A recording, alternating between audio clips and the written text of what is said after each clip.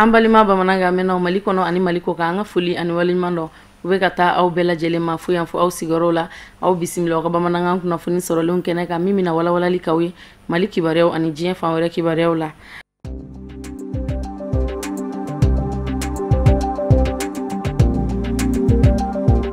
Endi jamana ɲɛmɔgɔ donna an ka jamana kɔnɔ. A ka nin taama hukumu kɔnɔna na ani an ka jamana premier ministre Modibo Keita u ye ɲɔgɔnye dɔ kɛ. U ka o ɲɔgɔnye hukumu kɔnɔna na u ye baara dɔw sigi sen kan. Mali jamana ka fara Endi jamana kan u ye tɛgɛnɔbila kɛ waleya dɔw la. O dɔ bɛ tali kɛ Mali jamana ka fara Endi jamana kan u ka baara ɲɔgɔnya o bɛ se ka ɲɛ cogo min na. Fo ka taa se u kan ka jateden minnu ta u ka baara ɲɔgɔnya kadara kɔnɔ.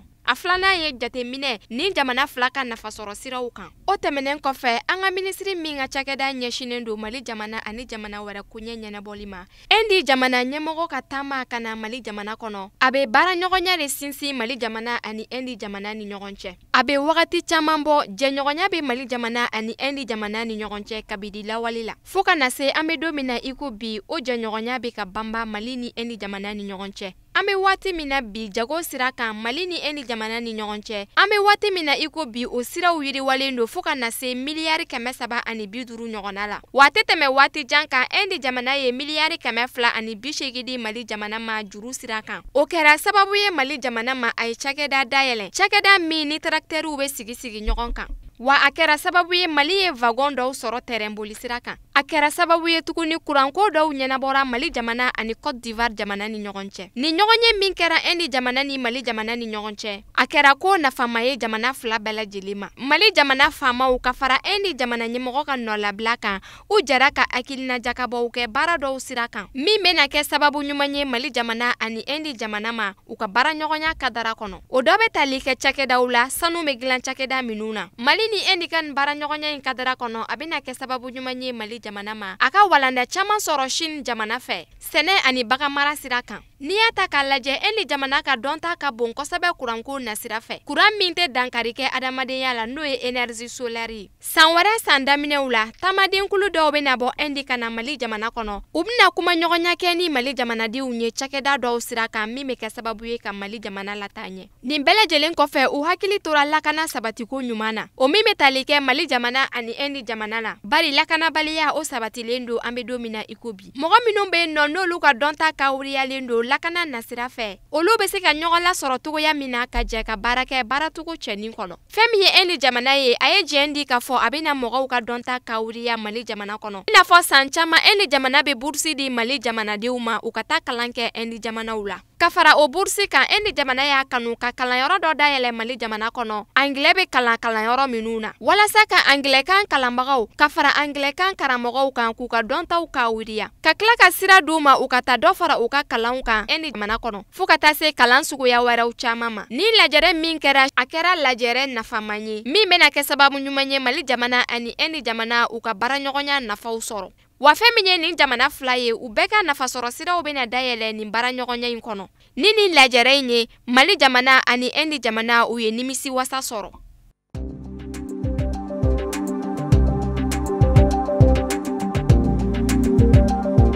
Endi vice-président nana Assemblée nationale du Mali là, c'est comme si a nana jamana bɛɛ fo parce que jamana bɛɛ kumakan bɛ anw de da.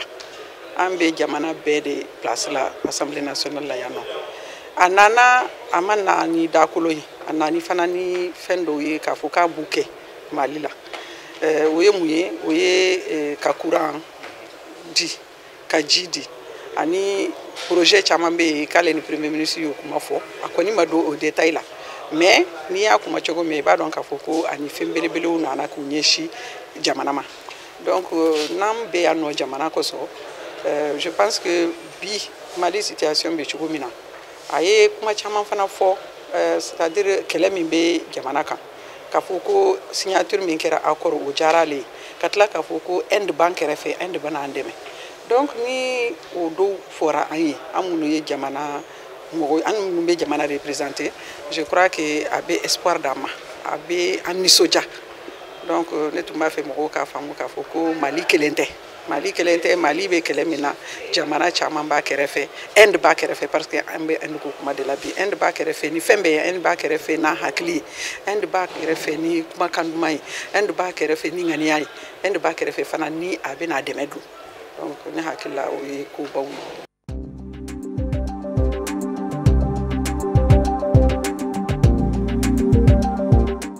Walasa ka lajɛrɛ kɛ bonya wasa ani labɛn kɛ ko ɲumanw kɔnɔ lajɛrɛ mun bɛ tali kɛ farafina ani faransiga sigi la Sommet Afrique France n'o bɛna kɛ Mali faaba kɔnɔ Bamako janvier kalo la san 2017 o kadara de kɔnɔ minisiriso ye dɔnta kawuriya kalan sigi sen kan.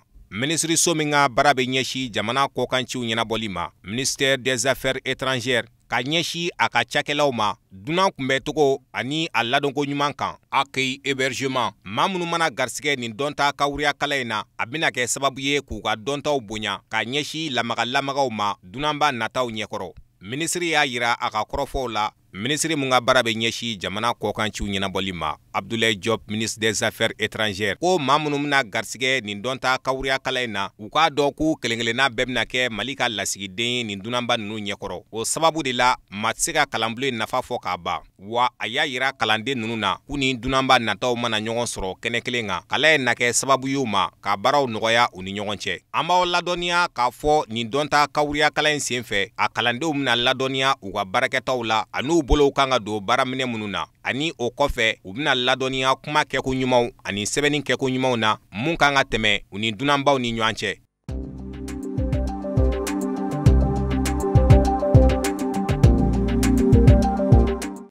Jiɲɛ seleke naani kiri bulonba n'o ye CPI ye ale ye kunnafoniw di alamisa don septembre kalo tile 29 k'a fɔ k'u bɛna sɛgɛsɛgɛli kunfɔlɔw boloda gɛlɛya minnu n'olu sɔrɔla kalatafili senfɛ Gabon jamana kɔnɔ o min laɲinina Gabon jamana ɲɛmɔgɔw fɛ. Kunnafoni dɔw senfɛ Gabon procureur y'a yira k'a fɔ k'a bɛna jateminɛ dɔw kɛ n'a sɔrɔ sɛgɛsɛgɛli ani wulikajɔ ka kan nin waleya in kun kan. Gabon jamana ɲɛmɔgɔw ye ni laɲini min kɛ a yirala k'a fɔ Jean Ping de ye mɔgɔw su ka kɛ mɔgɔ faga kan ka dankari kɛ mɔgɔw ni na. Jean Ping min ye fanga sinamatɔ mɔgɔ ye ka mɔgɔw hakilina jigin k'a fɔ waati min na Gabon jamana ɲɛmɔgɔ kalata kunnafoniw dira o min kɛra ka bɛn ni août kalo tile 31 Gabon jamana ye gɛlɛya caman sɔrɔ o kadara kɔnɔ mɔgɔ 100 caman de bɛ nɔ minnu minɛna caman bilala dɔw bilala kiribulon ka bolo kan Libreville mɔgɔ 31 ɲɔgɔnna olu bilala kaso la ka kɔn jamana ɲɛmɔgɔya kalata kunnafoniw dili cɛ tɛgɛdara mɔgɔ dɔw fɛnɛ kan septembre kalo ban kuma minnu ko fɔra ka tɛmɛ. Gabon gouvernement ye laɲini min kɛ ka ɲɛsin procureur ka cakɛda ma u y'a yira k'a fɔ lajɛrɛ dɔ senfɛ Jean Ping ye kumaw fɔ kuma minnu kɛra sababu ye ka balawu ani fitinɛ wuli wa a ye jaw yira min kɛra sababu ye mɔgɔw ka wuli k'u jɔ k'u ka nisɔngoya yira ko fɔ Ali Bongo ka bɔ fanga la. Jalakili minnu kɛra adamadenya burujali kun kan o dɔ bɛ tali kɛ tiɲɛli minnu kɛra Gabon jamana kɔnɔ tasuma donna Gabon gouvernement ka cakɛda minnu na ani yamaruya dira mɔgɔ minnu ma u ka marifamugu ci jama cɛ la o min kɛra sababu ye ka gɛlɛya jugu se Gabon jamana ma. Ni jateminɛ kunfɔlɔ minnu bɛna kɛ Fatou Bensouda fɛ a bɛna kɛ sababu ɲuman ye u ma u ka dalilu sɔrɔ dalilu minnu b'a yira k'a fɔ u bɛ se ka sɛgɛsɛgɛliw dayɛlɛ nin waleya jugu in kan walima n'o y'a sɔrɔ u bɛna nin waleya in to Gabon jamana ka kiiriso bolo kan.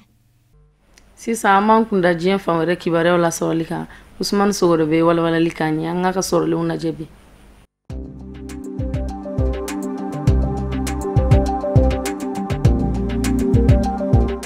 Burukinakaw fe u ka jamana ɲɛmɔgɔ Rochemar Christian Kabore a ye jɛ di ni jɛkulu dɔ sigili ye sen kan alamisa don septembre kalo tile 29 o jɛkulu min ka baara bɛna ɲɛsin ka jamana sariya sunba kura dɔ sigi sen kan nouvelle constitution nga a kelen bɛ ka waati mun di jɛkulu in ma a ka se k'a ka baaraw k'o kɔnɔ o bɛ bɛn tile 60 ma. Jamana ɲɛmɔgɔ a bɛ ka Burukina jamana laɲini ni yɛlɛma in ye k'u kɔ don u ka 4ème république la n'a bɛ hakili jigin kɛ u ka jamana ɲɛmɔgɔ kɔrɔ ka waatiw la Blaise Compaoré n'ale labana ka gɛ jamanadenw fɛ ka bɔ fanga la san 2014 waatiw la. O yɛlɛmaw hakilinaw kɔfɛ jamana ɲɛmɔgɔ Kabore a bɛ ka laɲini fɛnɛ ni yɛlɛma kura in ye ka se ka cakɛda sinsinenw sigi jamana kɔnɔ n'o ye institution fortiw ye mun bɛna kɛ sababu ye maa si kana dansago fanga sɔrɔ k'a fɔ i bɛ Burukina jamanadenw mara n'o ye. An b'aw ladɔnniya k'a fɔ ni jɛkulu min ka baara bɛna kɛ ka jamana sariya sunba kura sigi sen kan n'o ye commission constitutionnelle ye a maa bɛ bɛn maa 92 de ma minnu tɔmɔtɔmɔna ka bɔ jamana fan bɛɛ fɛ ani ka bɔ cakɛdaw kɔnɔ.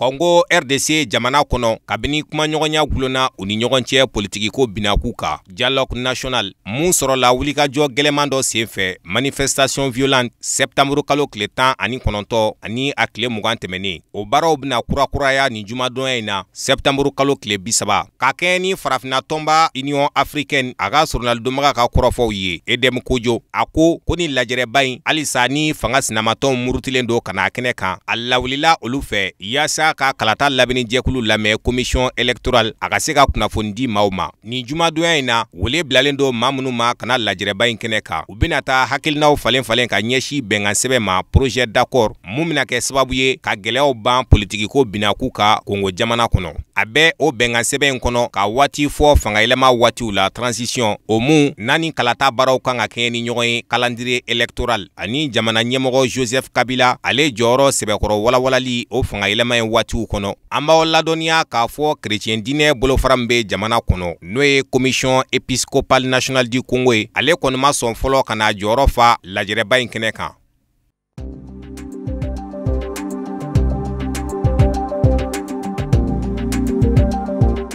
Israel kaw fe Simon Perez a suturala ni jumadonya in na septembre kalo tile 30. Israel jamana ɲɛmɔgɔ kɔrɔ in a ka janaja baaraw sigira sen kan Jerusalem kɔnɔ. O mun senfɛ ni jamana ɲɛmɔgɔ caman yera kɛnɛ kan ɲi. Amerikikaw ka jamana ɲɛmɔgɔ Barack Obama ka fara jamana ɲɛmɔgɔ 10 bɔɲɔgɔnko kan ka bɔ diɲɛ fantan 4 kɔnɔ. Olu nana u ka bonyamasegin ani tasibila labanw ka ye ni ŋaniyaw ye maɲi su kana don n'a ka miiriyaw ye ka ɲɛsi bɛn sabatili ma diɲɛ kɔnɔ. An b'aw ladɔnniya k'a fɔ Israel jamana ɲɛmɔgɔ kɔrɔ in a fatura ka si to san 90 ani san 3 la araba tɛmɛnen wa a ka janaja baaraw olu sigira tasibila baaraw de kan ka ɲɛsi a ma. Sabula ni maɲi a bɛ jate maa fɔlɔ dɔw fɛ minnu ye hakilina sɔrɔ ka Israel kɛ jamana ye ani maa fɔlɔ dɔw minnu kɛra sababu ye ka bɛnkan dɔ sigi sen kan. Bɛnkan min bɛ wele ko accord d'Oslo mun bɛna kɛ sababu ye ka bɛn badabada sigi Palestinikaw ani Arabu ni ɲɔgɔn cɛ.